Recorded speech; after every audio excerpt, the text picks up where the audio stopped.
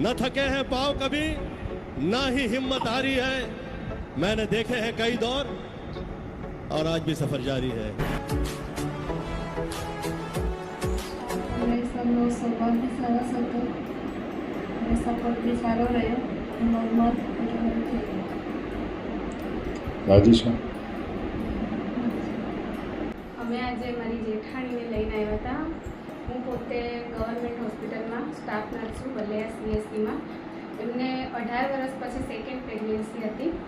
એમને 9 મહિના સુધી ફાઇલ બીજે ચાલતી હતી, પણ સાંભળ્યું હતું સર મને એમ થોડું એમનું ફેસિલિટી સારી છે, એમનો સ્વભાવ સારો છે અને સારી રીતે નોર્મલ ડિલિવરી કરાવી આપે છે. તો અમે આજે સવારે એમને લઈને આવ્યા હતા હોસ્પિટલમાં. તો સરે પોતે ડિલિવરી કરાવી છે અને સરસ રીતે નોર્મલ ડિલિવરી થઈ છે. અમને સેકન્ડ ડિલિવરીમાં અને 18 વર્ષનો ગેપ હતો ફર્સ્ટ બાળક અને સેકન્ડ બાળકમાં. તો થોડું રિસ્ક જેવું તો હતું જ, છતાં પણ સરે પોતે એમને જાતે નોર્મલ ડિલિવરી કરાવી આપી છે. અહીંયા ફેસિલિટી સારી છે, ક્લિનિંગ સારું છે અને સરનો સ્વભાવ બહુ સારો છે. પેશન્ટને સંતોષકારક રીતે જવાબો બી મળે છે. સ્ટાફનો બિહેવિયર બી બહુ સરસ છે.